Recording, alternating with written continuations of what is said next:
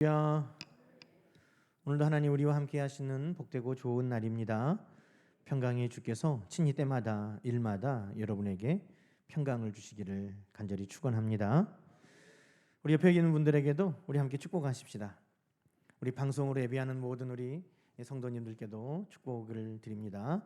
사랑하는 자여, 영혼이 잘 되고 범사가 잘 되고 강건할지어다.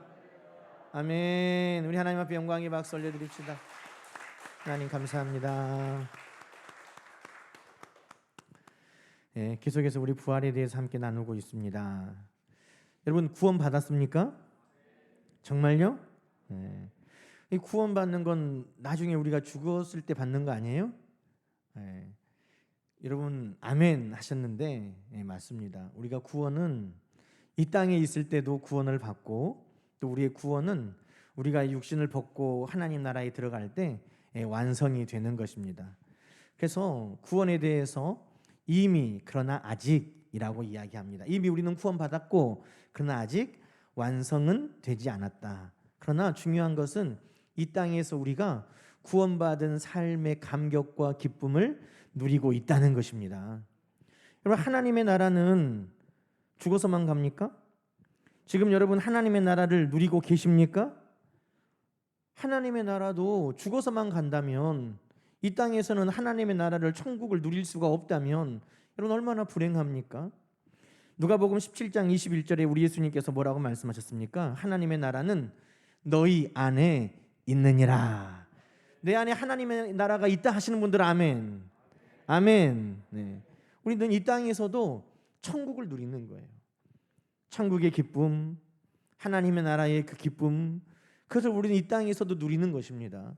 성도의 교제 가운데도 누리고 우리가 함께 하나님 앞에 예배하는 이 자리에서도 하나님의 나라를 우리는 누리고 있는 줄로 믿습니다. 여러분 어떤 사람들은 먼 나중의 일로만 생각을 하고 예수님께 이렇게 말했어요. 예수님, 나중에 하나님의 나라에서 떡을 먹는 그 자리에 참 제가 있으면 좋겠습니다. 나중에만 하나님의 나라를 누릴 줄로 알고 그렇게 이야기한 거예요. 근데 예수님께서 그 말씀 뒤에 천국 잔치 비유를 이야기하신 거예요. 이미 하나님의 잔치는 시작되었다는 것입니다. 여러분 오늘 그 잔치를 누리는 여러분 되기를 축원합니다.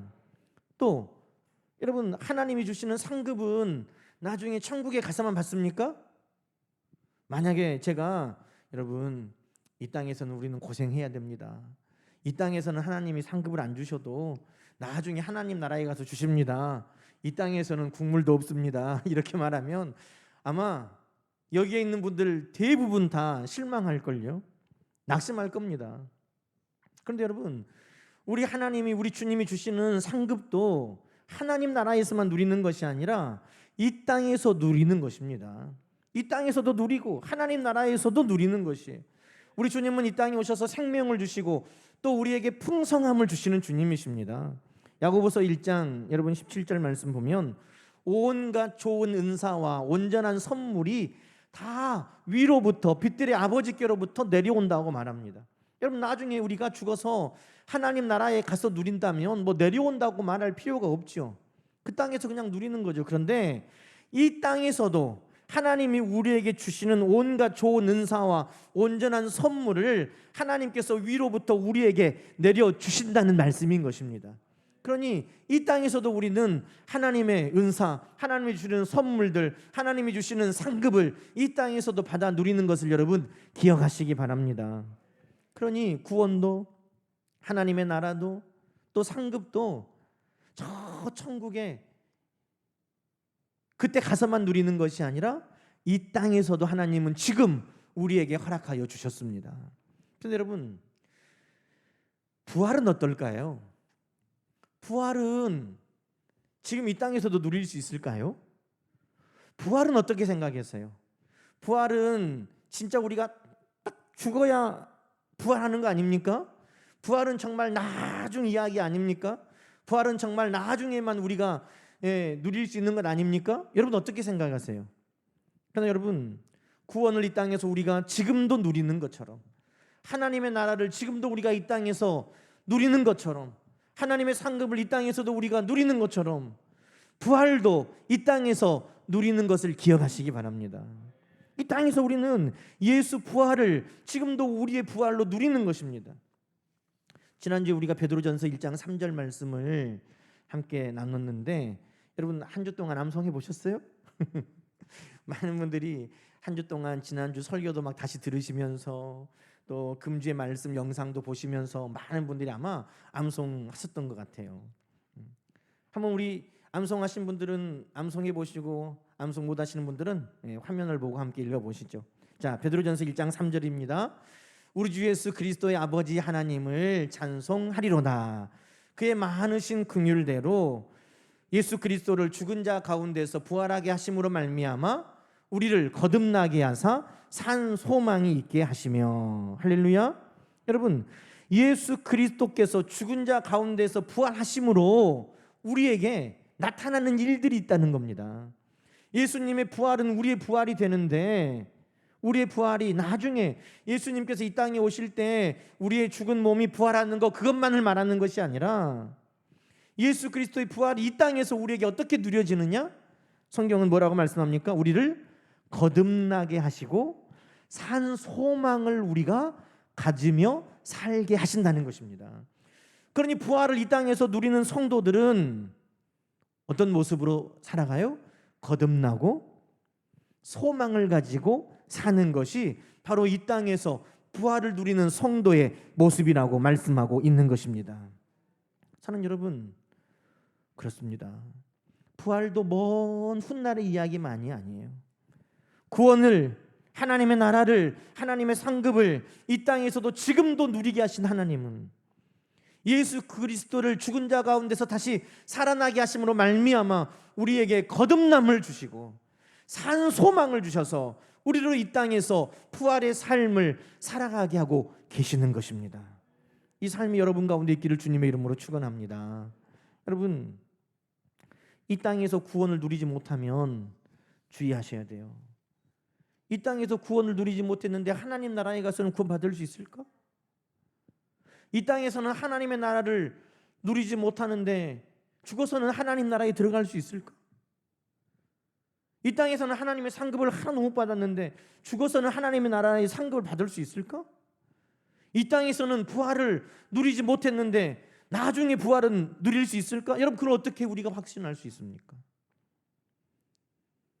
이 땅에서 구원을 누리는 자가, 이 땅에서 하나님의 나라를 누리는 자가, 이 땅에서 상급을 얻는 자가, 이 땅에서 부활의 삶을 사는 자가 이후에 그 모든 것들도 우리에게 주심을 우리는 확신할 수 있는 것입니다.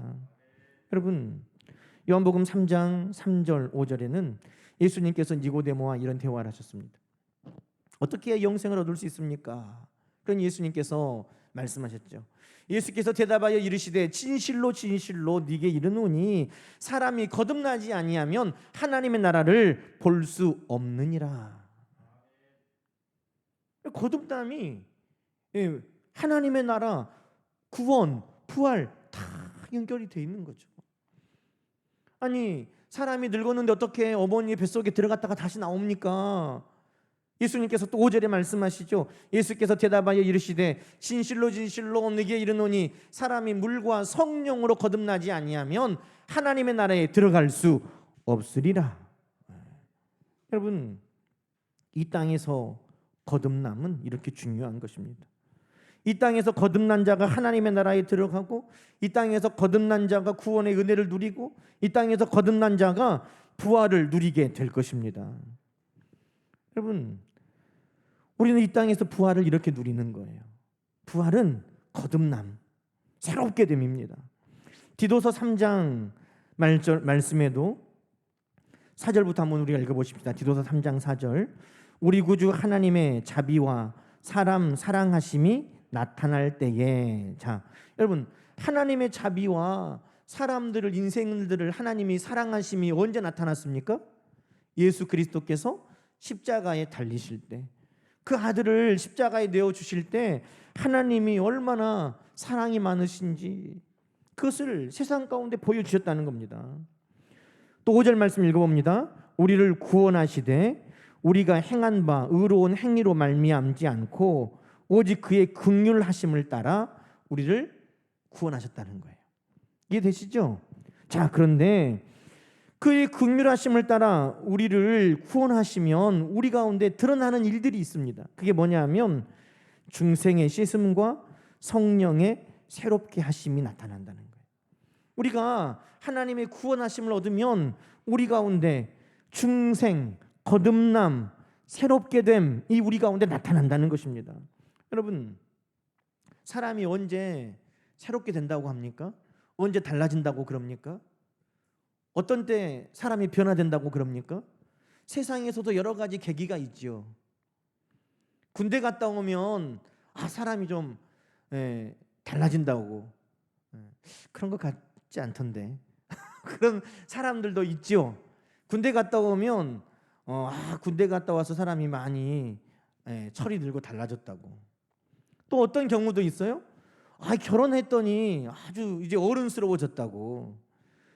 마치 바보 온달이 평강공주를 만나가지고 그냥 사람이 확 달라지는 것처럼 어떤 사람들은 결혼해가지고 아주 달라졌다고. 이 말을 하니까 우리 젊은 집사님들이 흐뭇한 미소를 짓고 있는 것이 내 남편 나 만나서 변했지 뭐 이런 말씀하시는 것 같아요. 그럴 수 있어요. 또 반대로 안타깝지만 실패를 통해서도 전화위복이 되어서 그 사람이 달라졌다. 전에는 정말 사람이 교만했는데 그 사람이 실패를 경험한 뒤에 아주 겸손해지고 사람이 놀랍게 달라졌다. 그럴 수 있어요. 여러분, 세상에서도 사람이 변화되는 계기들이 있다고 말합니다. 하물며 구원의 은혜를 누리고 하나님의 나라의 감격을 누리고 하나님이 주시는 상급을 받고 오늘 부활의 이 기쁨을 가지고 사는 우리가 변화되지 않는다? 그것은 부활의 감격, 구원의 확신, 그것을 우리가 말할 수 없는 것입니다.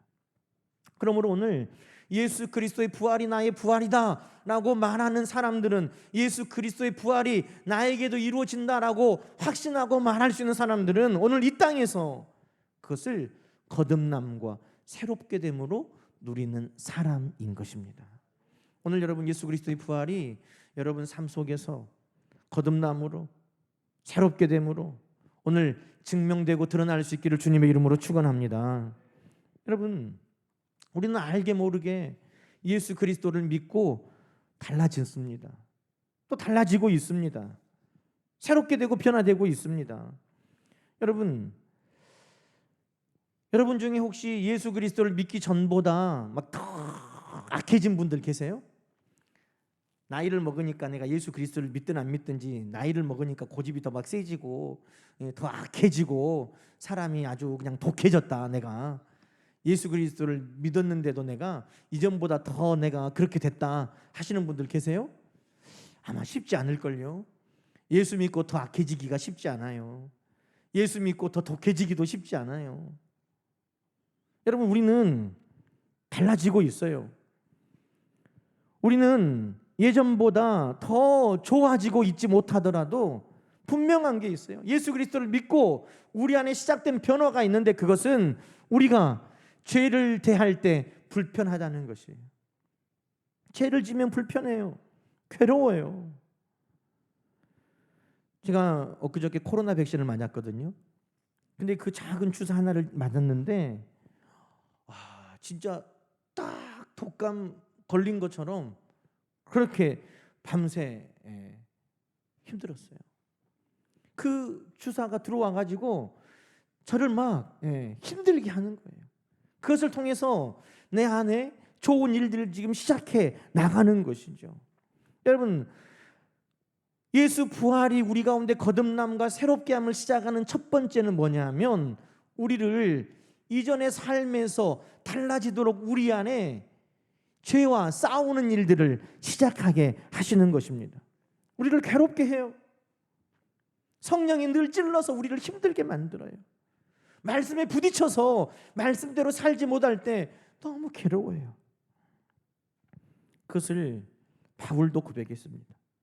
로마서 7장에 보면 바울이 그렇게 말하죠. 내가 원하는 것은 선인데 내가 원하는 선은 행하지 않고 도리어 원하지 않는 바 내가 악을 행하는구나. 내가 하나를 깨달았는데 선을 행하기 원하는 나에게 악도 함께 있구나. 내 속 사람으로는 하나님의 법을 즐거워하되 내 지체 속에 한 다른 법이 마음의 법과 싸워서 내 지체 속에 있는 죄의 법으로 나를 사로잡아 가는구나. 나는 공고한 인생이다. 이 사망의 몸에서 누가 나를 건져낼까? 바울이 그렇게 스스로를 고백하고 있습니다. 그러나 여러분, 감사한 게 이 일이에요. 예수 부활이 나의 부활이 되는 첫 번째는 뭐냐면, 예수 부활을 이 땅에서 우리가 거듭남과 새롭게 됨으로 살아가게 하시는 첫 번째가 뭐냐면 바로 이 일들을 시작하신다는 겁니다. 하나님께서 말씀대로 살지 못하고 성령 이끌려서 살지 못하면 괴롭게 우리를 만들어 가신다는 것입니다. 예배를 이렇게 안 드리면 안 되는데, 예배를 떠나 있지만 마음이 불편해요. 그게 우리를 거듭나게 하시고 새롭게 하시는 그 주님이 하시는 일이에요. 다른 사람 미워하면 안 되는데, 미워하면서도 안 되는데, 이런 이 마음, 불편한 마음들. 나 이렇게 살면 안 되는데, 하나님 앞에 책망받겠는데, 여전히 그 자리를 박차고 일어나지는 못했지만 그 마음을 먹게 하는 것이, 여러분, 성령께서 우리를 새롭게 하고 거듭나게 하시는 첫 걸음이라는 것입니다. 여러분, 지금 그 상황 가운데 있는 분들이 계실 거예요. 아직은 온전히 새로워지고 거듭나지 못했지만, 나 이러면 안 되는데, 마음이 불편한데, 마음이 찔리는데, 나는 그 마음을 가지고 계시다면 여러분, 감사하세요. 하나님께서 부활을 우리 가운데 거듭남과 새롭게 됨으로 지금 누리도록 일하고 계시는 줄로 믿습니다. 사단은 달리 말해요. 사단은, 야, 너 또 넘어졌지, 너 또 실수했지, 야, 너가 이러고도 목사냐, 너가 이러고도 성도냐, 우리를 책망하고 우리를 절망하게 만들 수 있어요. 그러나 여러분, 말씀을 기억하세요. 로마서 5장 8절에 우리가 아직 죄인 되었을 때에 그리스도께서 우리를 위하여 죽으심으로 하나님께서 우리에게 대한 자기의 사랑을 확증하셨다는 거예요. 예수님이 우리를 사랑하여 구원하실 때도 우리는 의로워서가 아니에요. 우리는 여전히 죄인이었지만 하나님이 우리를 사랑하셨고 주님이 우리를 위해 십자가에 못 박혀 죽으신 것입니다. 그러니 내가 지금 변화되려고 노력하면서 넘어지는 것, 야, 너 왜 넘어졌어? 너 왜 실패했어? 너 왜 또 죄 지었어? 너는 안 돼 라고 우리 주님이 그렇게 우리를 제외하지 않으신다는 거예요. 계속해서 격려하시는 것입니다. 여러분, 갈라디아 2장 16절 말씀도 우리에게 그렇게 말하잖아요. 사람이 의롭게 되는 것은 율법의 행위로서 말미암음이 아니요 오직 예수 그리스도를 믿음으로 말미암는 줄 알므로 우리도 그리스도 예수를 믿나니. 내가 의로워서가 아니에요.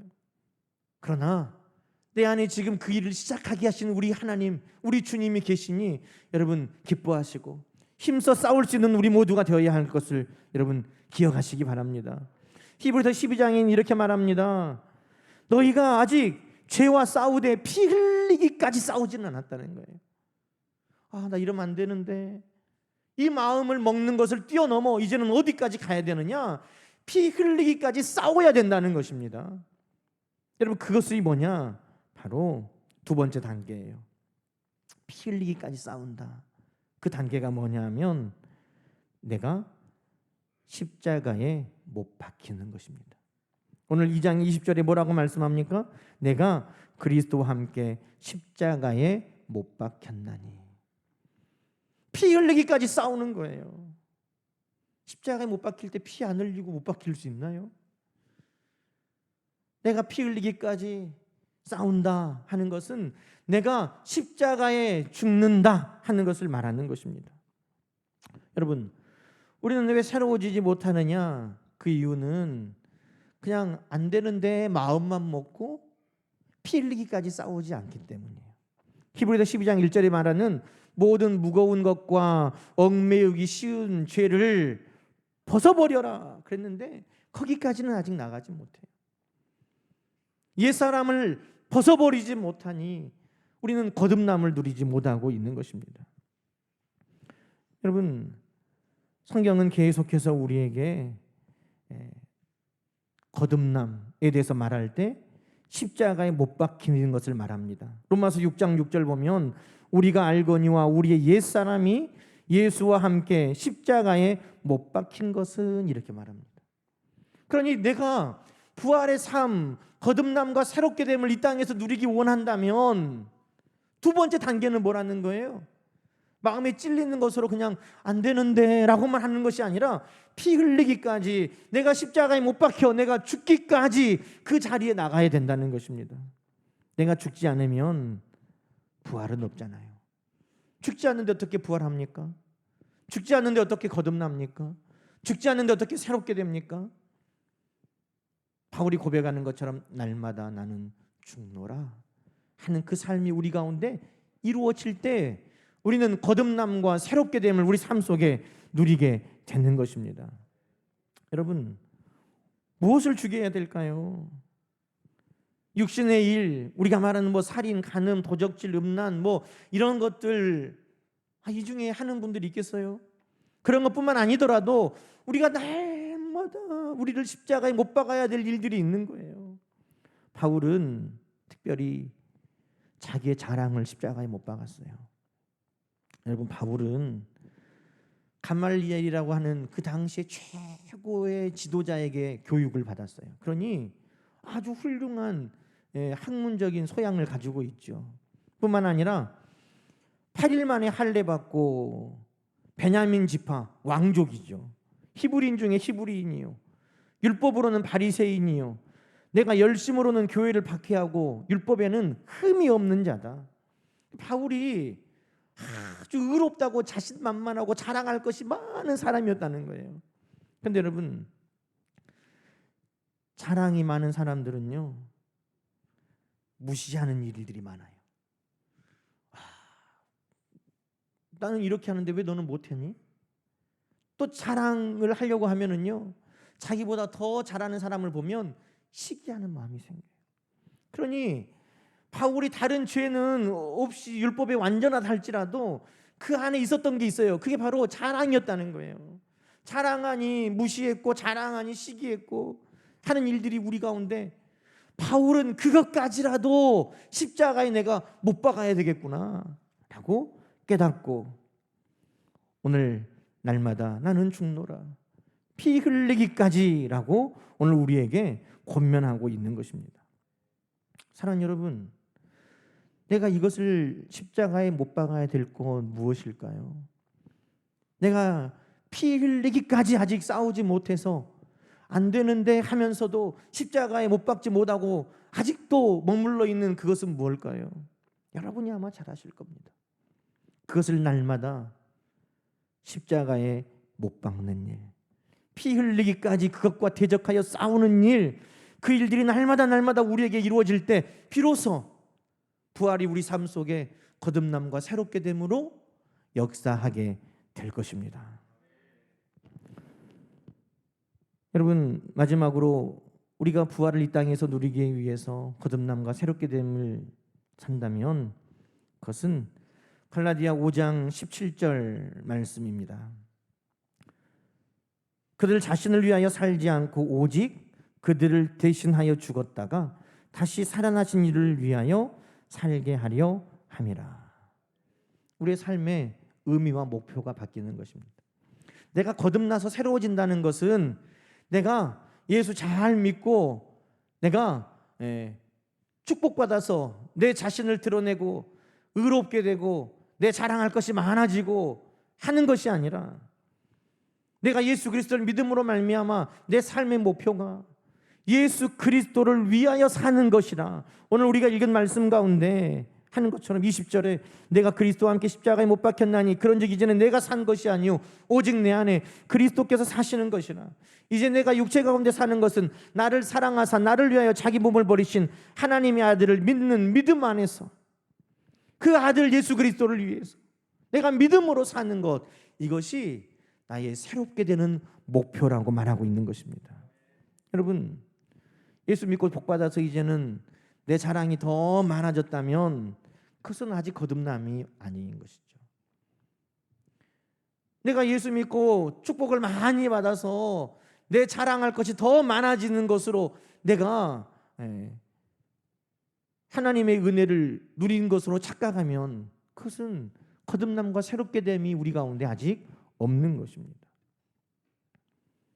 나의 모든 삶의 목표는 나의 유익, 나의 자랑이 아니라 주님의 유익을 위해서, 이제는 내가 내 삶의 주인이 아니라 우리 주님을 위해서 내가 살 것을 결단하고 살아갈 때 비로소 내 안에 거듭남과 새롭게 됨이 이루어지는 것을 성경은 우리에게 말씀하고 있는 것입니다. 사랑하는 여러분, 부활은 먼 훗날의 이야기가 아닙니다. 부활은 오늘 지금 예수 그리스도의 부활을 통하여서 우리에게 거듭나게 하시고 산 소망이 있도록 지금 이곳에서 부활을 누리도록 하나님은 우리 가운데 허락하여 주셨습니다. 부활을 누리고 있습니까?